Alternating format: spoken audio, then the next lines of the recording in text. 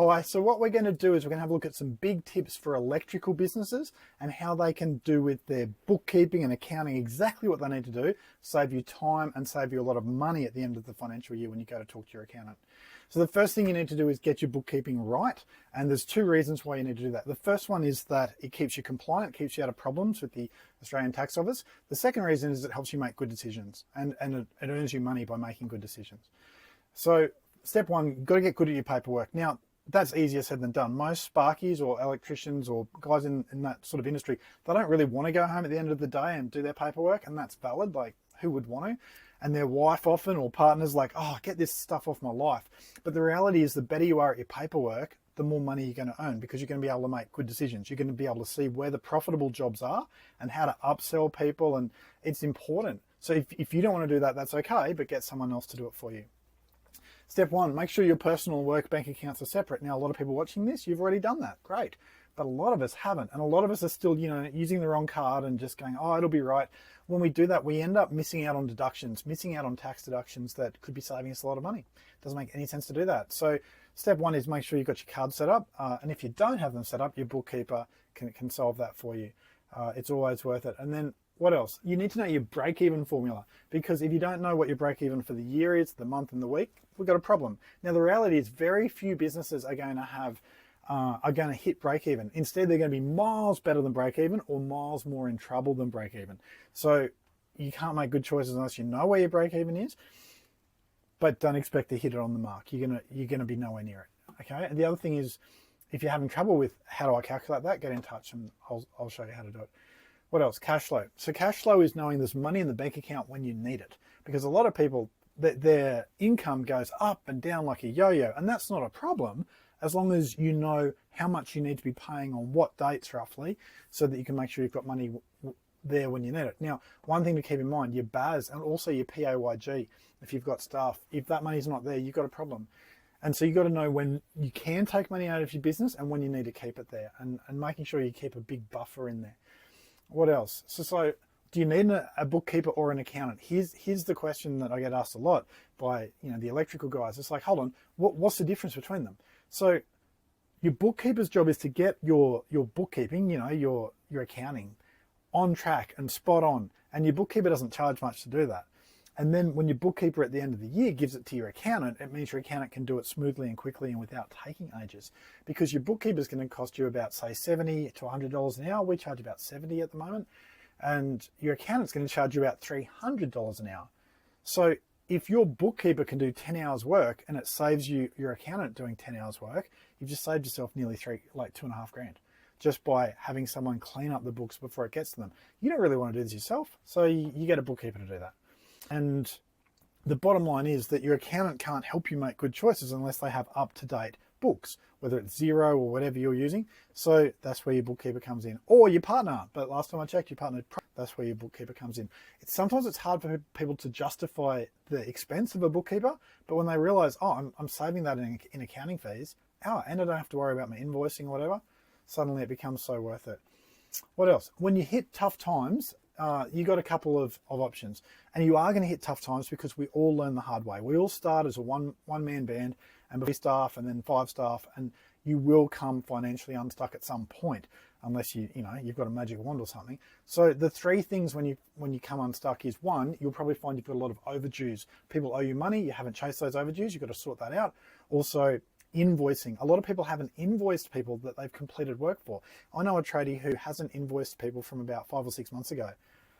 Good luck collecting that money because they've left it so long, And so step 1, get your invoicing done straight away and then chase those overdues. Step 2, if you're still financially stuck after that, you need to chat with your ATO. Not a fun conversation, but if it's the first time you've got into serious trouble, they're usually pretty lenient and pretty happy to come up with a plan with you. And then the other thing you can do is you can talk to your suppliers. So if you're financially stuck, but you've got a track record of paying your suppliers on time every time, you can just say to them, look, I'm in a spot. Can you help me out for a couple of months? And they'll probably be willing to, unless they're, enormous and they don't care. So I think the magic thing to keep in mind is that your business is not an ATM. Don't treat it like an ATM. You can't just go and get money out of it when it suits you. Instead, you've got to let the cash flow tell you when you can get money out of it. The bottom line is that all of us look at that big balance in our account and go, I should just be able to take heaps.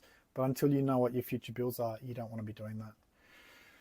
Now, if you need bookkeeping done for you, we're an example of people who'll take those problems off your hands. We're also an example of people who at the moment are offering a free 20-minute consultation on the phone or on Zoom to help you work out what do you actually need. Because most people come to us thinking, I need an accountant.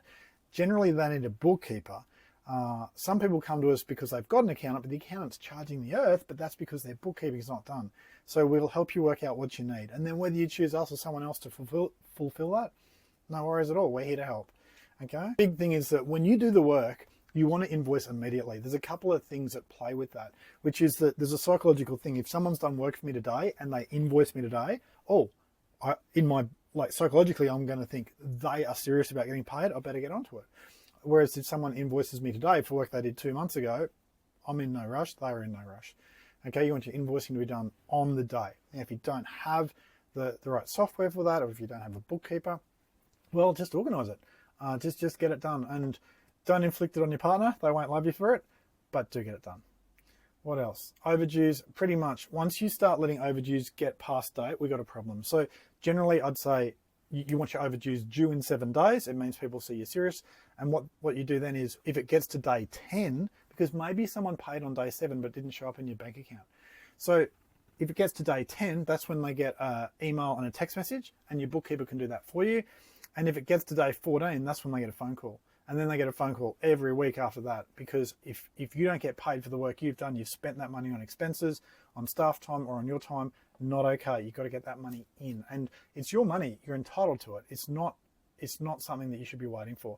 If you're in an industry where, 30-day terms or 90-day terms are the norm, you need to change that norm for you. You need to somehow be better than the competition, and you set your own bar. And some people say to me, oh, but I can't do that in my trade. It's like, well, find a way. There is a way. Find a way. First of all, invoice ASAP, and then don't let overdues happen, because the longer you leave your overdues before you start chasing them, the harder it is to get that money.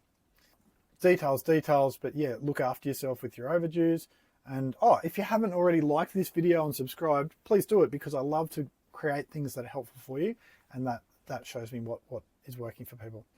Now, payroll. This may not be you yet, but it will be you at some point. All of us start off as a one-man show, and then we end up taking other people on. Now, when you're doing payroll, it's a lot easier to do it using Xero, especially if you've got, say, a bookkeeper running your Xero for you, because all they do is they'll work out how much each of your staff members needs to be paid, and then they'll give you an ABA file, which is basically a file that you upload into your banking. So I log into my online business banking, and I upload the file from the bookkeeper, and then I press pay, and it's done. Okay, it takes all the risk out. You're not giving your account details out to any of your staff, or your accountant or bookkeeper. You're just uploading a file, and that's the way to do that. And also, if you're using Xero, it'll look after your PAYG, which is basically people's withholding tax, and it will look after making sure they get paid their super. Okay, Xero. People say to me, why do you just always talk about Xero? It's because you wouldn't turn up to work with rubbish tools and expect to do a premium job. In the same way, Xero is the premium, and it saves you money. It costs money for your subscription, but it saves you money. I meet people all the time using a spreadsheet or something. I'm like, oh, please, no. It costs you so much more money if you use a spreadsheet than if you just use the right software. And it also costs you a lot more time. Okay, don't do it yourself bookkeeping. Now, why would I say that? I'd say that because there's more to life than sitting around at the end of the day staring at a computer screen at software you don't really fully understand. And your wife is not your go-to for that, because she hates it too, generally. So doing your own bookkeeping is bad for your family. You'll end up making poor choices because you won't really know how much money you've got to spend. And it means your accountant has a look at you, and just inside they laugh because they think, oh my goodness, I'm going to have to charge this person the earth. They haven't been using the right software. And if you need a hand from us, remember, we are one example of really good bookkeepers. You might be in a spot where you don't want to use us. You want to use someone else. It doesn't matter. Make sure they know what they're doing. Make sure they're generous of heart. Generous-natured people are great to work with. And if you're looking for someone, actualbookkeeping.com.au, have a chat with Joel or myself. Give us a call or give us an email if we can be helpful for you.